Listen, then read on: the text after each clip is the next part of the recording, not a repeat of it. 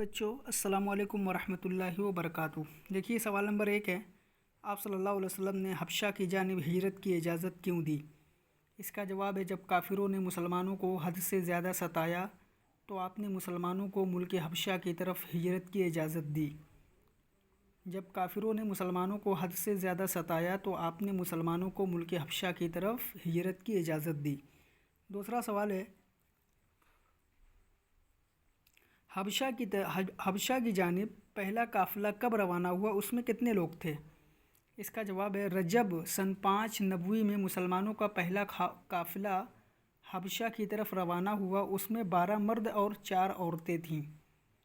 رجب سن 5 نبوی میں مسلمانوں کا پہلا قافلہ حبشہ کی طرف روانہ ہوا، اس میں 12 مرد اور 4 عورتیں تھیں۔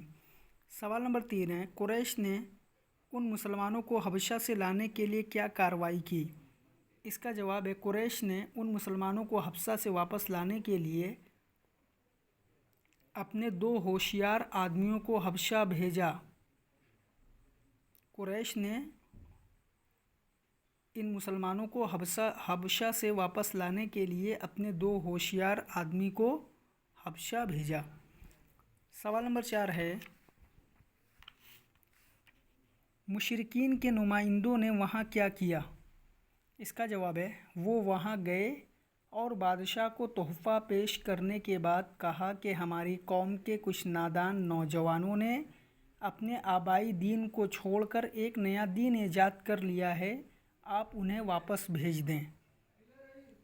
وہ وہاں گئے اور بادشاہ کو تحفہ پیش کرنے کے بعد کہا کہ ہماری قوم کے کچھ نادان نوجوانوں نے اپنے آبائی دین کو چھوڑ کر ایک نیا دین ایجاد کر لیا ہے،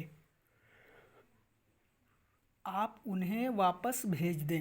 پھر اس کے بعد 5واں سوال ہے، نجاشی نے ان کو کیا جواب دیا؟ اس کا جواب ہے، بادشاہ نجاشی نے کہا کہ جب تک میں ان سے حقیقت حال معلوم نہ کر لوں گا ان کے بارے میں کچھ نہیں کہوں گا۔ بادشاہ نجاشی نے کہا کہ جب تک میں ان سے حقیقت حال معلوم نہیں کر لوں گا ان کے بارے میں کچھ نہیں کہوں گا۔ آپ یہ 5 سوالات کاپی میں کریے اور فوٹو کلک کر کے ہمیں سینڈ کریے۔